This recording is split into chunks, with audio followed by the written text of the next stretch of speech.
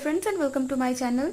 इस वीडियो में मैं आपको आइसोमेरिज्म एक्सप्लेन करूंगी जितना कोऑर्डिनेशन कंपाउंड चैप्टर में किया हुआ है, और ज्योमेट्रिकल आइसोमेरिज्म, ऑप्टिकल आइसोमेरिज्म निकालने के ट्रिक्स भी बताऊंगी। तो चलिए स्टार्ट करते हैं।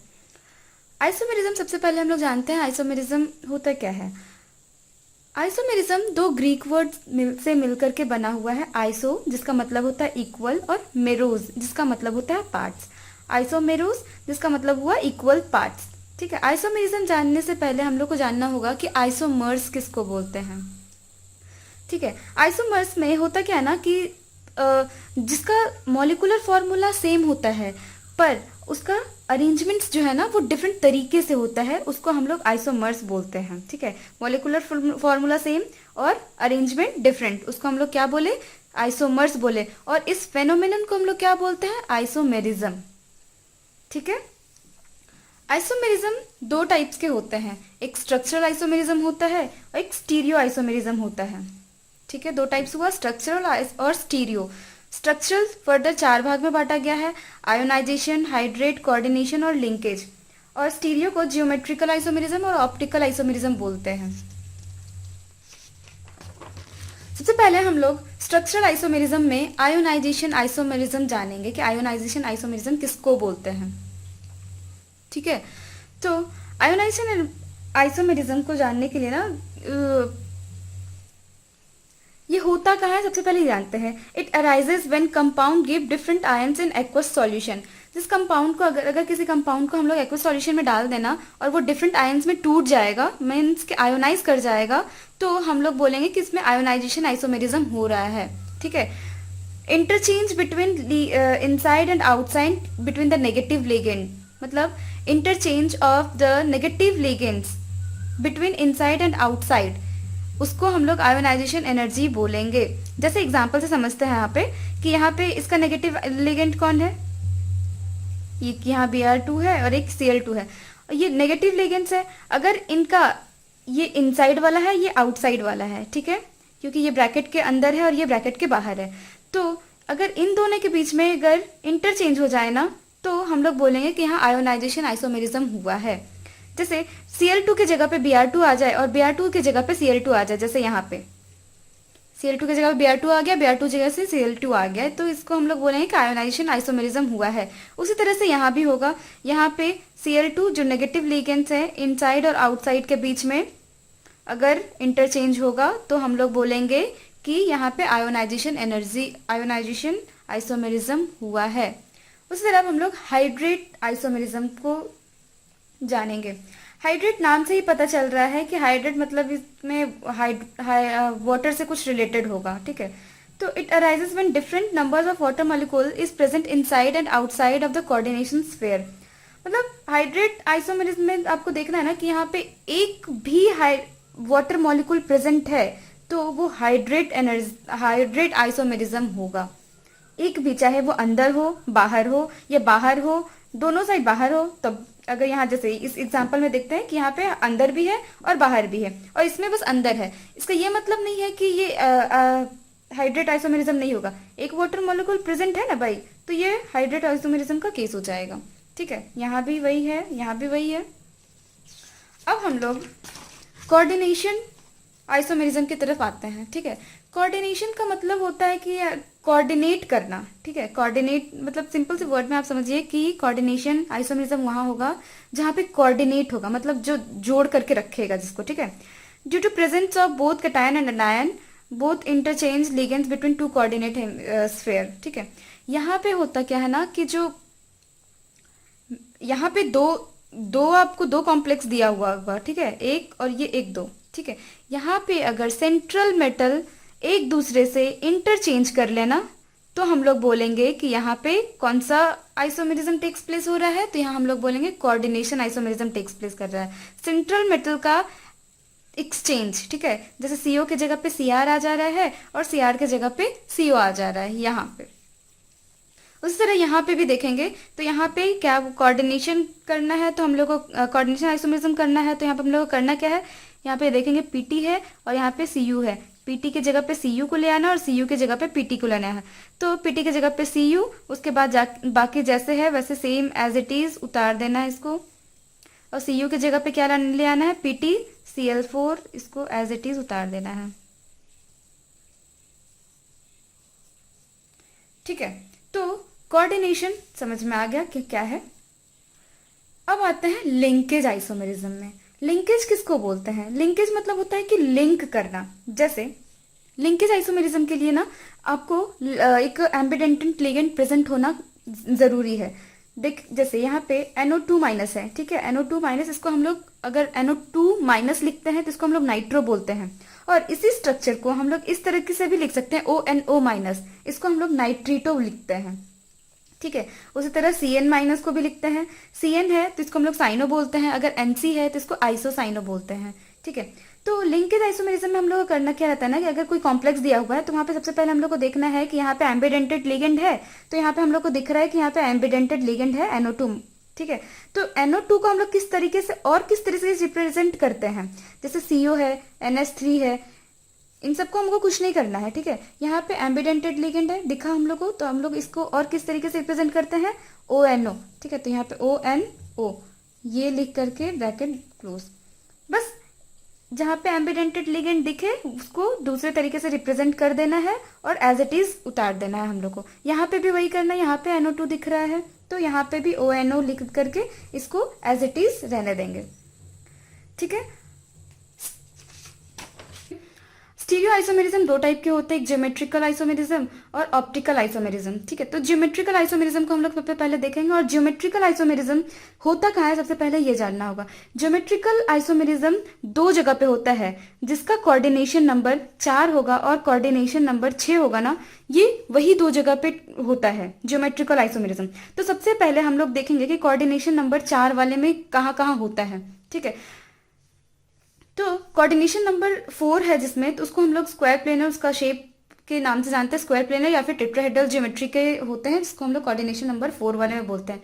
इसमें ये 3 पार्ट में होगा, मतलब कि इसके टाइप 3 टाइप के होंगे। ठीक है, इसके पैटर्न तो देखना होगा। सबसे पहले हम लोग को देखना होगा कोऑर्डिनेशन नंबर 4 है, इसका टाइप 1 है कि A2 और B2।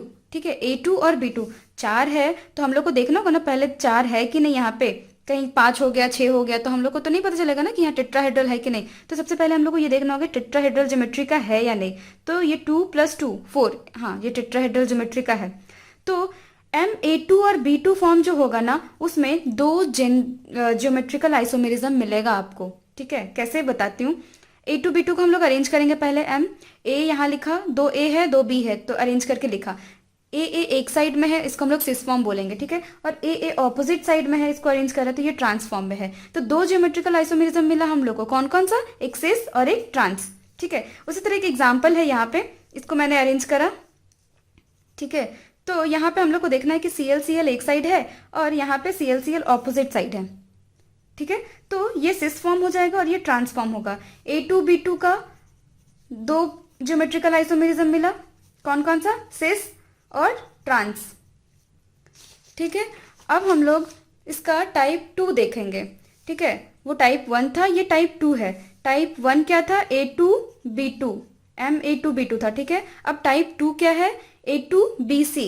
हम लोग टेट्राहेड्रल पढ़ रहे हैं, हम लोग को 4 कोऑर्डिनेशन नंबर चाहिए। ठीक है, तो यहाँ पे गिनेंगे हम लोग पहले, ये 2, ये 3 और एक ये 4। हाँ ये 4 है, इट मीन्स कि ये टेट्राहेड्रल ज्योमेट्री का है।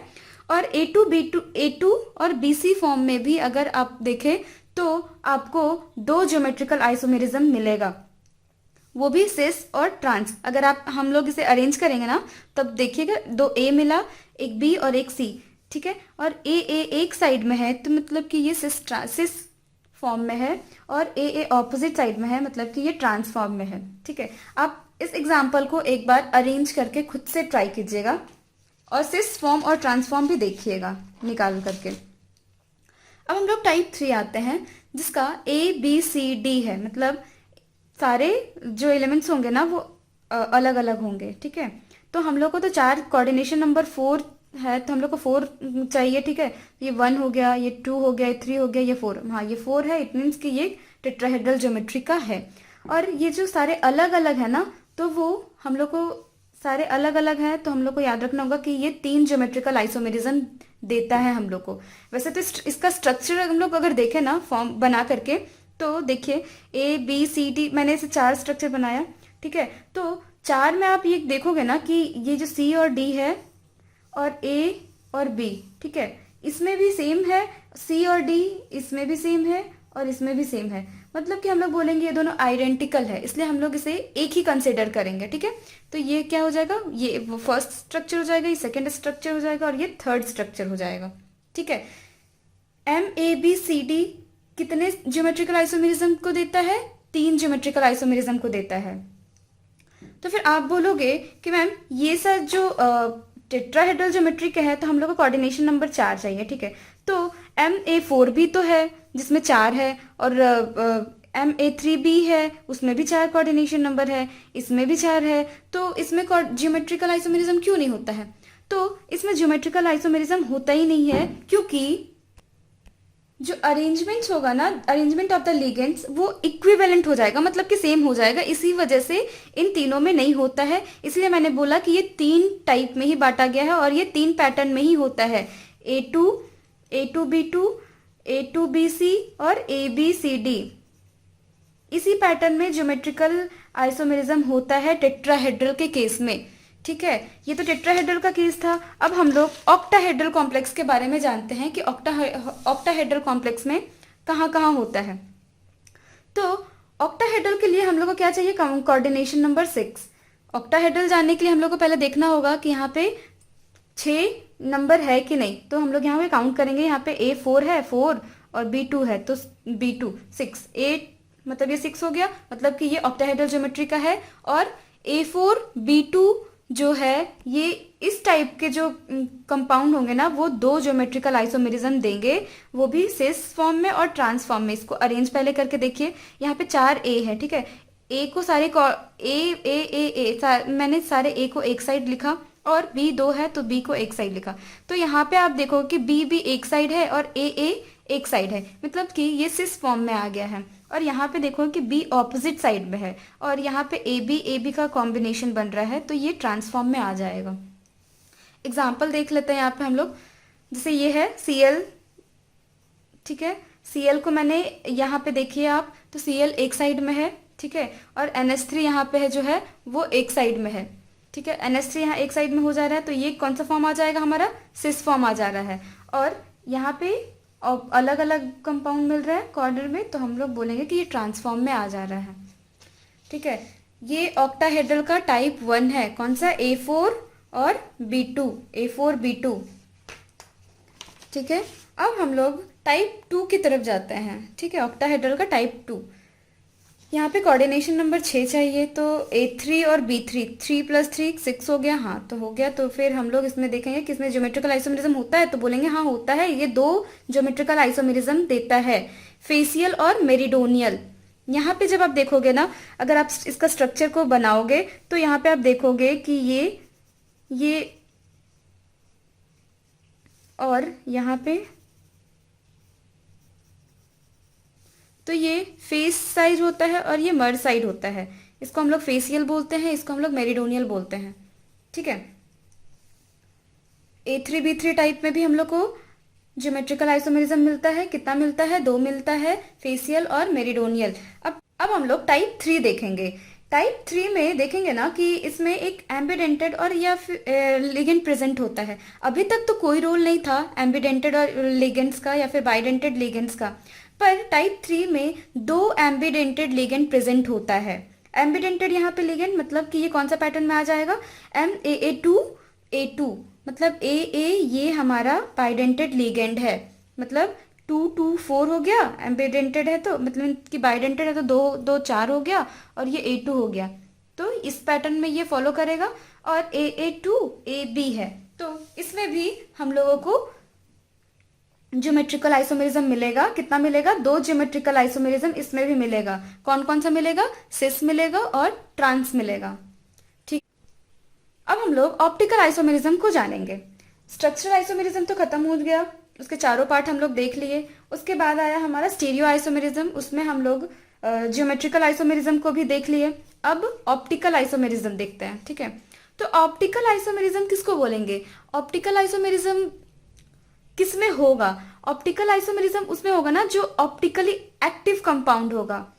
ऑप्टिकली एक्टिव मतलब कि अगर कोई लाइट, अगर हम लोग प्लेन पोलराइज लाइट है उसको हम लोग निकोल प्रिज्म से पास करवाएंगे ना, और वो एज यूजुअल जैसे गया वैसे वापस आ गया ना, तो हम लोग बोलेंगे ये ऑप्टिकली एक्टिव कंपाउंड नहीं है। ठीक है। और ऑप्टिकल आइसोमेरिज्म के लिए हम लोगों को ऑप्टिकली एक्टिव कंपाउंड चाहिए। मतलब कि अगर लाइट को पास करते हैं निकोल प्रिज्म से और अगर वो लाइट डायरेक्शन को चेंज कर देता है तो हम लोग बोलेंगे कि ये ऑप्टिकली एक्टिव कंपाउंड है। जैसे कि यहाँ पे आप देख रहे हो कि ये प्लेन पोलराइज लाइट को राइट साइड में रोटेट किया है। ठीक है, तो इसको हम लोग डेक्स्ट्रो रोटेटरी बोलेंगे, और ये लेफ्ट साइड में किया है तो इसको हम लोग लेवो रोटेटरी बोलेंगे। एल से लेफ्ट, एल से लेवो। ठीक है, तो हम लोग बोल सकते हैं कि डी फॉर्म या एल फॉर्म है। तो ऑप्टिकल आइसोमेरिज्म होने के लिए ना सबसे पहले ये होता कहाँ है? जैसे हम लोग, मैंने बताया ना, ज्योमेट्रिकल आइसोमेरिज्म होता है कोऑर्डिनेशन नंबर 4 और कोऑर्डिनेशन नंबर 6 वाले कंपाउंड में होता है। लेकिन ऑप्टिकल आइसोमेरिज्म कहाँ होता है? तो ये बस कोऑर्डिनेशन नंबर 6 वाले कंपाउंड में ही होता है, कोऑर्डिनेशन नंबर 4 वाले में नहीं होता है। ये बस होता कहाँ है? कोऑर्डिनेशन नंबर 6 वाले कंपाउंड में। और इसको पहचानने का सबसे इजी तरीका क्या है पता है? इसमें एक बाइडेंटेड लिगेंड मस्ट है प्रेजेंट होना। एक बाइडेंटेड लिगेंड प्रेजेंट होगा ही होगा। ठीक है, तो इसके टाइप्स को देखते हैं। ठीक है, सबसे पहले हम लोग एक बाइडेंटेड लिगेंड वाला केस देखते हैं जिसमें एक बाइडेंटेड लिगेंड है। उसके जितने भी फॉर्म है ना वो आप लिख दीजिए, उस सभी में ऑप्टिकल आइसोमेरिज्म होता ही होता है। जैसे कि यहाँ पे देखिए, ये बाइडेंटेड लिगेंड है, इसको हम लोग 2 काउंट करेंगे, 2 + 4 6, तो ये हो गया ऑक्टाहेड्रल का केस। यहाँ पे 2 + 3 हो गया 5 + 1 6, यहाँ पे 2, ये हो गया 4, ये हो गया 6, 2 4 5 6 हो गया। इस तरह 2 4 5 6 2 3 4 5 6 हो गया। मतलब एक एम्बिडेंट, इसमें अगर बाइडेंटेड लिगेंड है, अगर एक लिगेंड है तो उसके जितने तरीके से वो लिखा जाएगा ना उन सभी में ऑप्टिकल आइसोमेरिज्म होगा। ठीक है, अब हम लोग सेकंड केस में जानते हैं जिसमें 2 बाइडेंटेड लिगेंड प्रेजेंट होता है। ठीक है, तो इसमें ज्यादा केस तो बनेगा नहीं, इसमें तो 4 यहाँ पे बचता, एक बाइडेंटेड लिगेंड था तो हम लोग के पास रिमेनिंग 4 बचता था, तो इसीलिए वो बहुत सारे केसेस आ जाते थे। ठीक है, अब हम लोग के पास इसमें बाइडेंटेड में होता है कि 4 तो यही ऑक्युपाई कर लेता है, तो बचा कितना हम लोग के पास? 2। तो 2 में ज्यादा पैटर्न नहीं बनते हैं। ठीक है, उसमें भी लेकिन जितने पैटर्न बनते हैं उन सभी में ऑप्टिकल आइसोमेरिज्म होते हैं। तो यहाँ पे हो गया 4 + 2 6 4 5 6, और उसके बाद अब आते हैं 3 बाइडेंटेड लिगेंड जिसमें प्रेजेंट होते हैं। तो 3 है तो भाई एक ही केस बनेगा, 3 × 2 = 6। और एक लास्ट इसमें एक एक्सेप्शन क्या है ना कि इसमें अगर सारे के सारे अलग हैं, ठीक है, सारे के सारे अगर अलग हैं तो भी इसमें ऑप्टिकल आइसोमेरिज्म होगा। लेकिन आपको देखना होगा कि इसमें कोऑर्डिनेशन नंबर 6 मतलब कि 6 डिफरेंट एलिमेंट्स प्रेजेंट है या नहीं, डिफरेंट एलिमेंट्स प्रेजेंट है या नहीं। ठीक है, सेम एलिमेंट्स नहीं प्रेजेंट होना चाहिए, डिफरेंट एलिमेंट्स प्रेजेंट होना चाहिए, तभी ये ऑप्टिकल आइसोमेरिज्म में आएगा। आई होप आपको ये अच्छा लगे। अगर अच्छा लगे तो प्लीज़ मेरे चैनल को लाइक शेयर एंड सब्सक्राइब कर दीजिएगा। Thank you for watching this